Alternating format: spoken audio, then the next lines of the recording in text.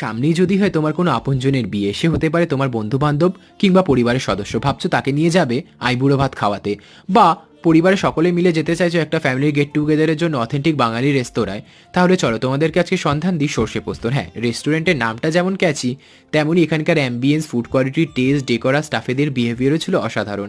আমাদের বান্ধবী পূজার সামনেই বিয়ে, তাই আমরা ওকে নিয়ে চলে গেছিলাম সর্ষে পোস্তয়, আর ওর জন্য নিয়েছিলাম আইবুড়ো ভাত থালি। পুরোটাই ওনারা সুন্দরভাবে ডেকোর করে দিয়েছিলেন, মুকুট থেকে শুরু করে বরণ করা।